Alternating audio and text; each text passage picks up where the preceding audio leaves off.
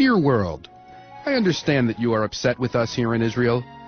Indeed, it appears that you are quite upset, even angry. Indeed, every few years you seem to become upset by us. Today it's Lebanon.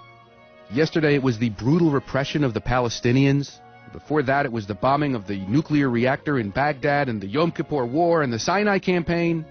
It appears that Jews who triumph and who therefore live upset you most extraordinarily. Of course, dear world, long before there was in Israel, we, the Jewish people, upset you. We upset the German people who elected Hitler and upset the Austrian people who cheered his entry into Vienna.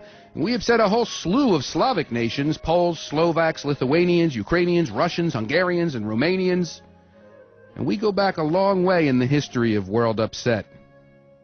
We upset the Cossacks at Khmelnytsky, who massacred tens of thousands of us in 1648 to 1649. We upset the Crusaders who, on their way to liberate the Holy Land, were so upset at Jews that they slaughtered untold numbers of us.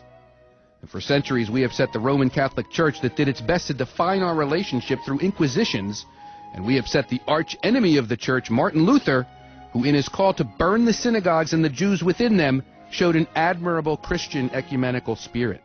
And it is because we became so upset over upsetting you, dear world, that we decided to leave you, in a manner of speaking, and establish a Jewish state. The reasoning was that living in close contact with you as resident strangers in the various countries that comprise you, we upset you, irritate you, and disturb you. What better notion, then, than to leave you, and thus to love you, and have you love us? And so we decided to come home to the same land we were driven out of 1900 years earlier by a Roman world that, apparently, we also upset. Alas, dear world, it appears that you are hard to please. Having left you and your pogroms and inquisitions and crusades and holocaust, having taken our leave of the general world to live alone in our own little state, we continue to upset you. You are upset that we repress the poor Palestinians. You are deeply angered over the fact that we do not give up the lands of 1967, which are clearly the obstacle to peace in the Middle East. Moscow is upset, and Washington is upset, the radical Muslims are upset, and the gentle Egyptian moderates are upset. Well, dear world, consider the reaction of a normal Jew from Israel.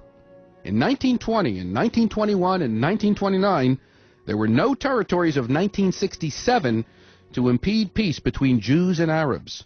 Indeed, there was no Jewish state to upset anybody. Nevertheless, the same oppressed and repressed Palestinians slaughtered tens of Jews in Jerusalem, Jaffa, Safed, and Hebron. Indeed, 67 Jews were slaughtered one day in Hebron in 1929. Dear world, why did the Arabs, the Palestinians, massacre 67 Jews in one day in 1929? Could it have been their anger over Israeli aggression in 1967? And why were 510 Jewish men, women, and children slaughtered in Arab riots between 1936 and 1939? Was it because Arabs were upset over 1967?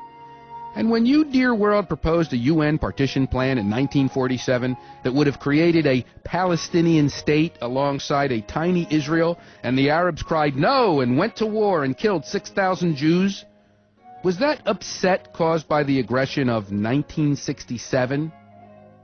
And by the way, dear world, why did we not hear your cry of upset then? The poor Palestinians who today kill Jews with explosives and firebombs and stones are part of the same people who, when they had all the territories they now demand be given to them for their state, attempted to drive the Jewish state into the sea.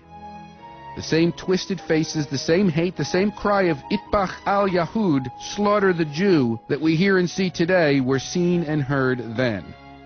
The same people, the same dream, destroy Israel. What they failed to do yesterday, they dream of today, but we should not repress them. Dear world, you stood by during the Holocaust, and you stood by in 1948 as 7 states launched a war that the Arab League proudly compared to the Mongol massacres.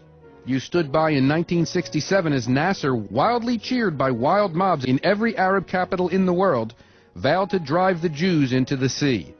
And you would stand by tomorrow if Israel were facing extinction.